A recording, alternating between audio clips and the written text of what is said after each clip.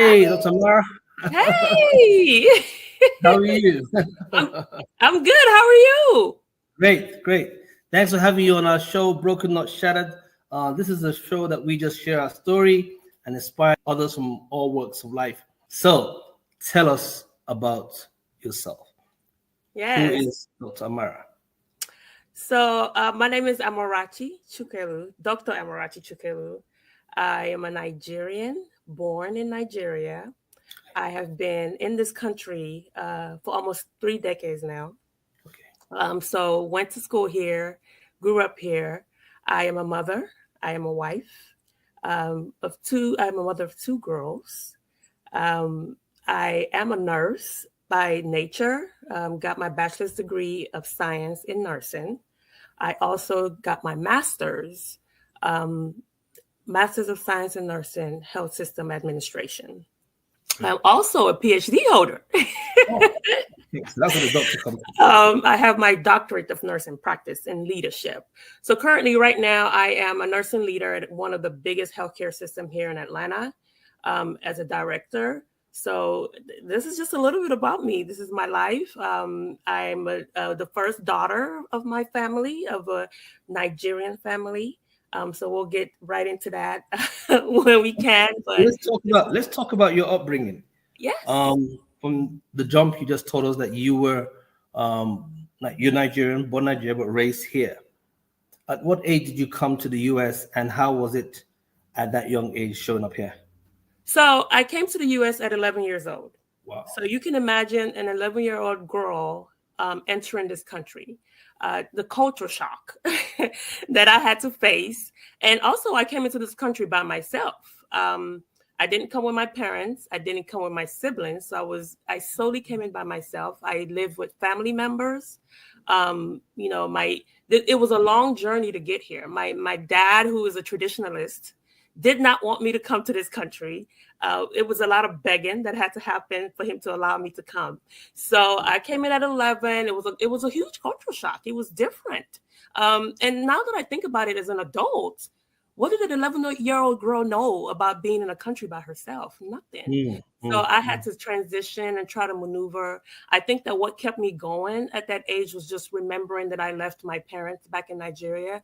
I had brothers and sisters that were back in Nigeria, and I felt like I was the sacrifice. I was the one that needed to go out there and make something happen and pave the way for my family. So that was my life coming in at 11 and trying to maneuver and understand what is going on without a mother, without a father, and try to figure out what my steps are. I think what kept me grounded was that my dad was big on education.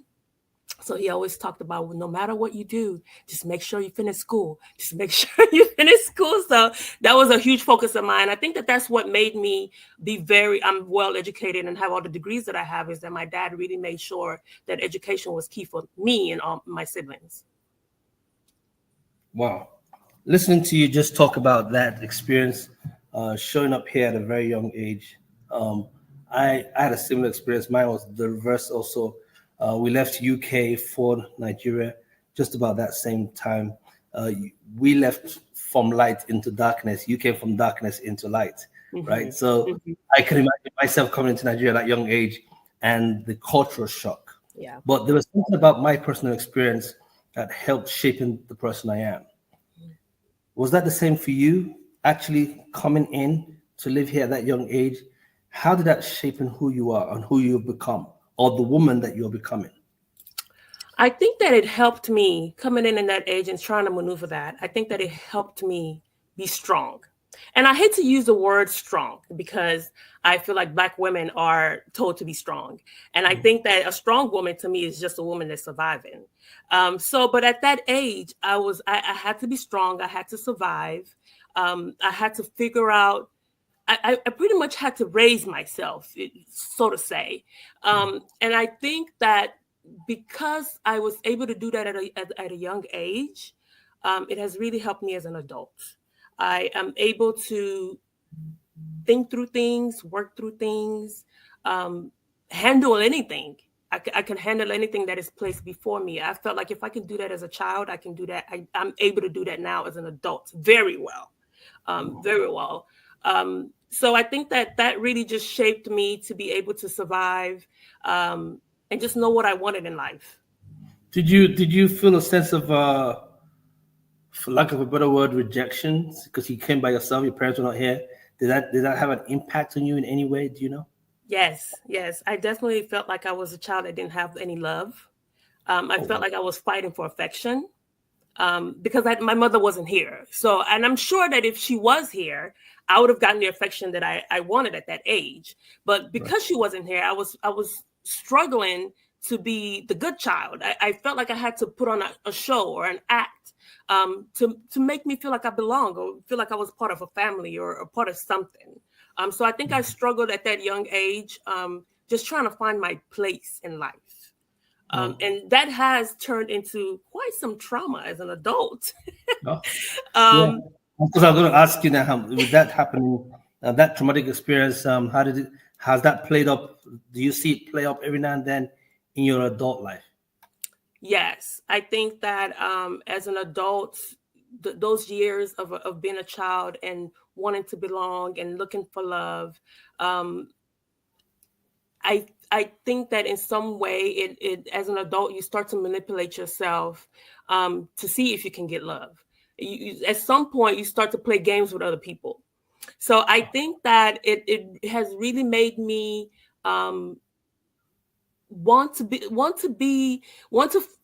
get that love from people. I'm trying to find the words to put it in. Okay. Um, it has made me look for ways to seek for love, to seek for friendship. But however, I have to put a clause in that even though I seek to belong, even though I seek to get to have a friend that loves me or a brother that loves me or whoever that loves me, I am also the type. It has also made me the type of person that can walk away from anything, because I'll be okay by myself. Oh, wow. So yeah, yeah, that has been a little bit of, and it's kind of confusing because you're stuck in, you're trying to survive what you went through as a child, and being an adult and try to maneuver through that. So I've done a lot of self work on myself, a lot of therapy, to be Okay. able to figure out who I really am as an adult. But that childhood really played a huge part in relationships now as an adult. So you're saying, for lack of a better word, that there's this urge for acceptance, Yes. but in the fact that you're looking for acceptance in all the right, or maybe in some cases all the wrong places, Hmm. that you're not bound by it. No. You have the gift of goodbye, what I call Yes. the gift of cha-cha, Yes. and you just get up and walk, right? Yes. Uh, and do you think that that's a wall you've built? Is that a way for you to not get hurt? So by you walking away or not getting too attached to anything, it's part of protecting you from. I don't know. I'm just trying to figure out. That's the therapist in me trying to come out. Sorry. No, definitely, because my therapists have said that to me. It is a wall. It is a wall that I built, that I created, Yeah. to not let anyone in, to not let anyone drag me down or tell me what to do, or put a hindrance in my life. So it is a wall. I seek to have good relationships, good friendships, but I'm not bound by it. I can walk away from it, and I think that that is a form of some kind of trauma in my childhood, that created me to build that wall as an adult. That's interesting. Let's move to another phase of your life. Okay. The wife, the mother. How's that worked? So, a little bit of background about being a mother and a wife. I, currently in my second marriage. Oh, Yeah. So I got married at a very young age. I got married at 23. And just a little bit of transparency, at that time, my parents were not happy about me getting married, and that's that Nigerian parent thing, you know. They have to bless your marriage. They have to be onto it, and be part of it. And at that time, they were not. And again, my childhood came into play, where you're not going to tell me what to do. I am now free yeah, from being bound by anybody, correct, correct. So I fought back. I said, no, I'm gonna get married, and I got married. And I had my daughter. So Wow. I had in that first marriage, and of course, that marriage didn't work. It broke apart, and now I'm married again. Awesome. I think that again, it is. I feel like my faith is big in my life. I believe in God. I Okay. believe in the Holy Spirit, and I think that that has been, because there are so many things that has happened in my life that I wonder to myself, how did I get out of this? How did I Sure. survive this? And how am I here today?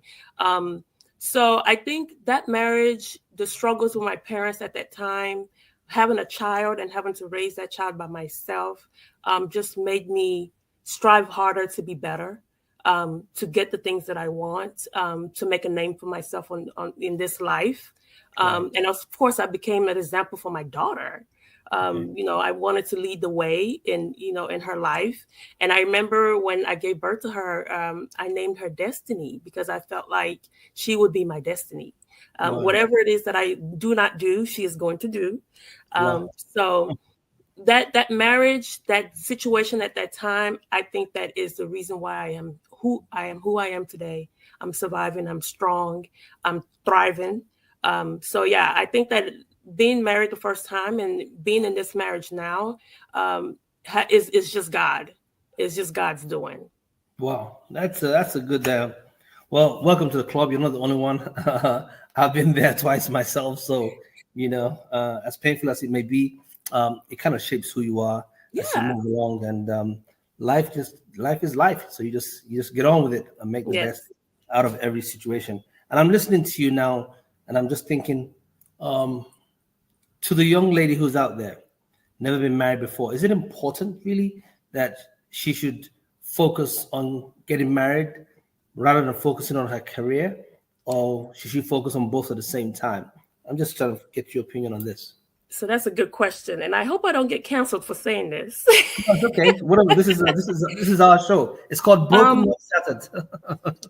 in my opinion, marriage is not to me an accomplishment. Wow. Say that again. Hey, Um, hey, easy, easy, easy. Hey, say that again. Say that in again. my opinion, marriage to me is not an accomplishment. As a young child growing up, and as a Nigerian and the first daughter of the family, um, I feel like women, we are trained to be wives. We are raised. You have to learn how to clean. You have to learn how to cook. Because your husband, is this how you're going to behave at your husband's house? So those things were placed in us at a very young age. So, and I think it played a role in also me wanting to be married at 23, because that's what I knew. That's what I thought is the way to go, right? Right, right, right. Um, and our mothers did not tell us the truth. I stand on that to this day. I don't feel like our mothers really gave us the truth about What what What do you marriage mean by was. that? What do you mean by that? We say you will say my parents have been married 35 years. My Hmm. mother has kept a marriage for 35 years, but we don't know the insides, the in and outs of that marriage. Wow, We wow, don't wow. know what she had to do to stay in the marriage, or the things that she had to cover up to have a marriage. And being married twice, now I know there are things you're gonna have to hold in. There are sacrifices that you have to make, Right. to make a marriage work. And I don't think that our mothers sat us down. I would say mine sat us down to say, hey, I know that, me and your dad have been together for 30 years, but these are the things that you see when you're in a marriage. So that's So why you, I feel like it's not an accomplishment. Now, the things that you do in a marriage could be considered an accomplishment, like raising kids, right. having kids that become, you raise them under God, that becomes a good person in society, that is becomes a person of their generation. To me, that's an accomplishment. And you really couldn't do that if you didn't have the family background, a husband, a home, two parents trying to raise a child together. So that you can consider an accomplishment. But the act of getting married, I don't, I wouldn't, that's not something that I would encourage young women, 19, 20, 28. I think that really a woman begins to know themselves after they're 30. Mm. So you're saying married before 30, forget it? Yeah. Okay. How about I married don't think after 30? so. I think that at 30 is when a woman truly begins to know who she is. you begin to understand what kind of marriage you want. You begin to understand how do you want to raise your kids. Right. What kind of, do you want to be a career mom? Do you want to be a stay-at-home mom? Because those are two different things, and you have to be sure of what you really want to do in your life. Uh, Before you get married. I think that in the age of the 18, 19, 20, 22, You don't even know who travel. you are. You don't know who you You don't are. know who Find you out who you are. Yeah. Go see the world. Yeah. Go to parts of Africa and figure out what what you're trying to Yeah. It's a do in life. big thing. You're right. You're so right. When we come, we're going to take a break. When we come back, we're going to talk more about your career path and how you've got there, and how that platform is now something that you might use, if at all you do use it, to inspire other women.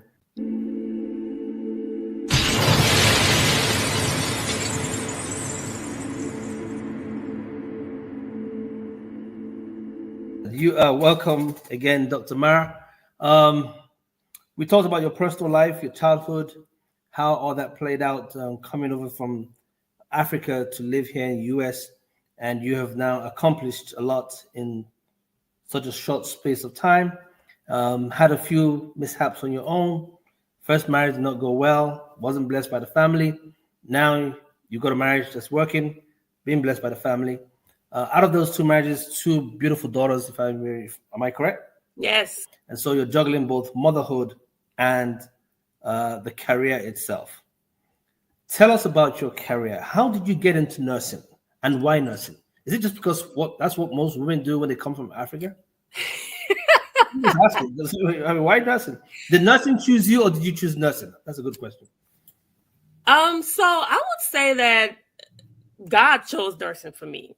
Okay. I think that as a child growing up, my prayer has always been, God, I want you to give me something where I would never have to beg for bread. Okay. And at that time, nursing was it. This was back in 2005, I think, or 2004 that I started my nursing career. I mean, my nursing education. So nursing was very hot, a hot thing to get into.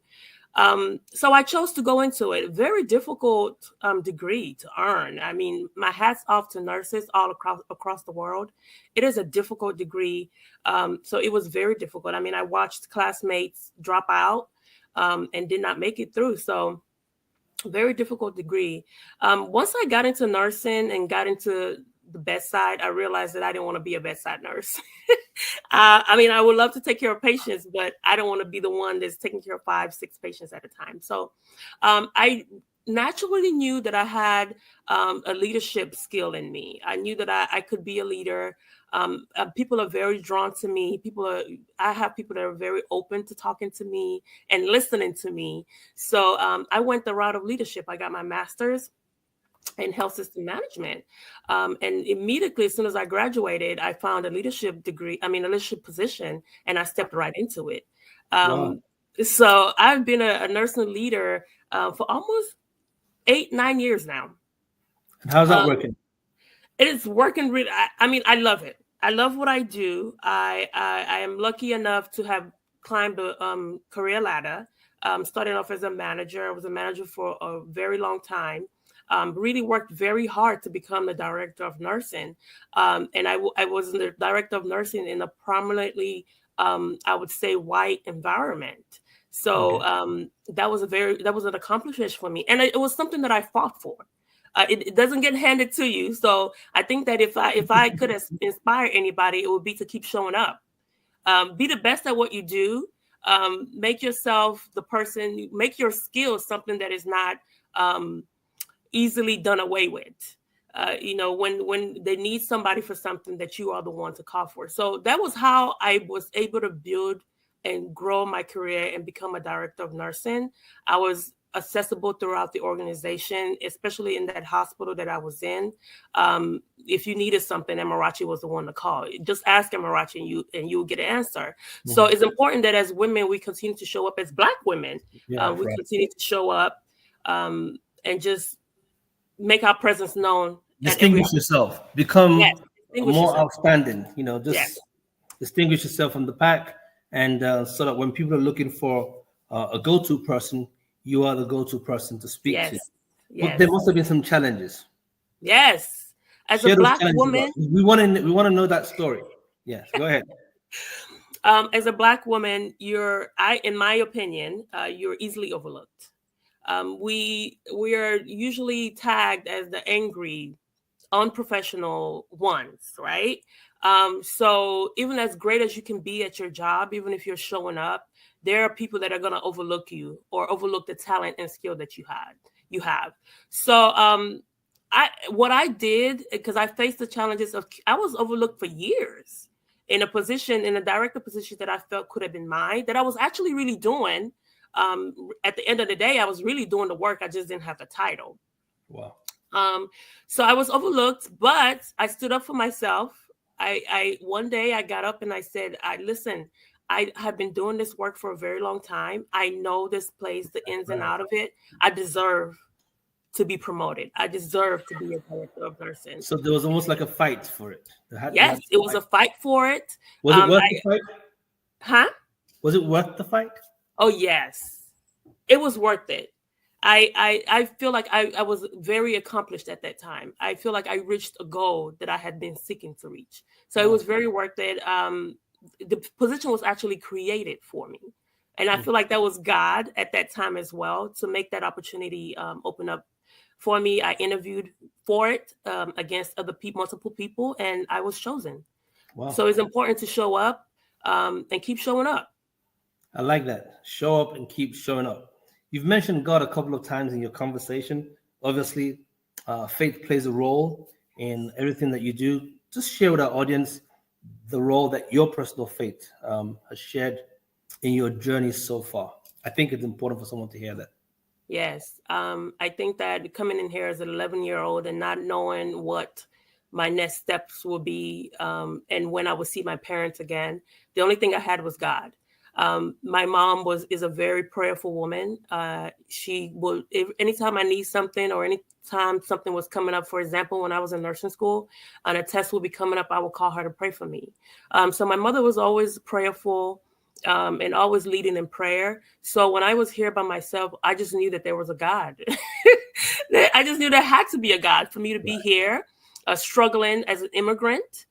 We all know the struggle to become a citizen of this country. So I went through those struggles as well. Mm. But every step of the way, God kept opening doors and making things possible for me. When I struggled to become a citizen, I lost the whole volleyball scholarship to go to college because I didn't have my citizenship. So those things are the kind of things that will break you. But I feel like God kept making a way for me. And in my faith, um, I believe that there was always a better tomorrow, and I feel like every day, every tomorrow became better. I've created a Wow. routine in my life where every morning I would wake up. The first thing I would do is get on my knees and pray. Pray for my family, pray for my kids. I think as a mother, it's important that we pray for our kids because, as you can see, the environment that we're living in now, things have changed. So I put everything in God's hand, and I believe because He has been the one to make a way for me in every situation, and I believe He continues to make a way for me even today. Even with the director position, He was the one that opened that door for me. I Wow. believe that wholeheartedly. Wow. That's fantastic. As a mother, we should pray for our children. As a wife, should we pray for our husbands? Yes, Why? yes. Why? Why? Why? Oh my God! I think that a wife's prayer is what grows her husband. Yes. Without if you're not a prayerful wife, I don't know how far your husband will go. Wow. I am the type of person, and this is just a perfect example. Me and my husband own a business. Um, because we're in healthcare. So we do own a lab out here in Atlanta. And Mhm. ever since we started that process, it has been prayer upon prayer. Even when we opened it up, I am the type of person that will go in the middle of the night to go out there and pray in front of that Wow. place. Oh, So I believe in God. I believe in the things that He do, and I believe that a wife has to be on her knees, praying for the steps of her husband every single day. That's the only way. I completely agree with you. Totally, totally agree with you. Especially if those prayers are genuine prayers out of the sincerity of your heart and out of love for your husband. I think Mhm. it goes quite a way. Yes. Two more questions and we're done. I know. Time moves so fast in this show. I've been asking my Yes, I'm team gonna have to actually. come back. Yes, I know. You're just getting started. They get all G'd up and like, it's almost time. Well, believe it or not, we've done almost 28 minutes, and uh, I try and get my team to see if we can actually start expanding it. But I guess there's an audience that will say you can go longer. I can. We can take it from there. If you believe that we should go long, please put it in the chat and tell us to go long. If you want us to keep it at 30, we'll keep it at 30. Okay. So, so back to what we were saying. Two questions, like I said. One, um, I'll ask the other one towards the end. There's a lot going on in the political world here in America, and you can see the issues of women are right in the center on both ends. I don't want to put you on the spot because of your professional position of who you are and the leadership you hold. What are your thoughts generally, just generally, on how should a woman have a right to her own body? And if the answer is yes or no, why? Yes, of course, a woman should have a right to her own body. It's her body. Right.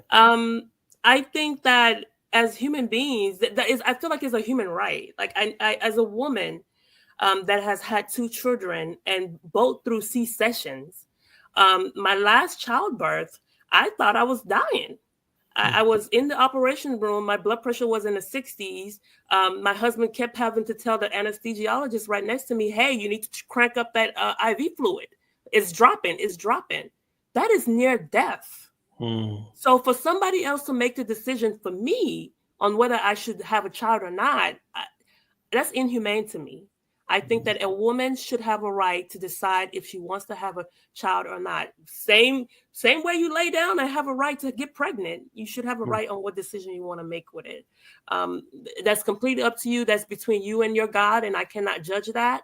But I because women's life are in danger every single time they go into a hospital to have a child, I think that a woman should be able to make her own decision on childbirth. And so these men should not be the one calling the shots to say the law Definitely. says. Okay. All right. I just wanted to ask that question because I know someone's going to say to me, hey, what do you think about this? How come we didn't ask that? Last question before we wrap up. What would today's Dr. Amara say to the 11-year-old Amarachi that just came into America? Hey, girl, you gonna do it. You're going to do it. I will tell her, keep going. Work on whatever it is that you desire to be, you can be. Do not allow environment and the things that surround you distract you from the goal. Keep going. Even when you're faced with adversities and things come up that cut down on what you're working on, keep going. Keep showing up for yourself. I think Jay-Z said that recently. Keep showing up until they call you the Keep boss. showing up. And that's Keep showing exactly up. keep showing up until they call you the boss. Because growing up, I was the girl that didn't think I was pretty. I was a girl that was overweight. So look at me now. I pride myself in my body and working out. So just keep going, keep showing up. They're gonna call you a big boss very soon, and they do now. So I think I would just tell her that God is faithful and just keep going. It's gonna be okay. You will make it. Fitness and exercise. You just mentioned that fitness and exercise. You work out how Yes, often? every day. Every Whoa, day. really? Okay. Oh, really? You work? Yeah. Okay. Yeah, my research team said that they saw something where they refer to you as the body. What does that mean? Yes, Amara the body. Yes, have you Yes. seen it? No, I haven't. Yeah, that because I work out so much, I encourage people to work out, and I am so proud of this body that I'm in. And I'm so happy that I can encourage other people to go out there and work out and get in the gym, and just work on your body, soul, and mind at all times. So proud to be called Amara the body. Wow. Dr. Amara the body, which creates the balance in the woman herself. Thank you for joining us on Broken Not Shattered. It's been a joy having you, listening to you, and I agree with you. We should stay fit, work out, and stay healthy. Eat right, exercise right, and please, as much as possible, think right. Yes. Dr. Amara, thank you. Thank This will be you. the first, but I promise you will not be the last. We'll have Yes. you on Broken Not Shattered. Thanks No again for problem. coming to join us on this Thank you. special. Take care.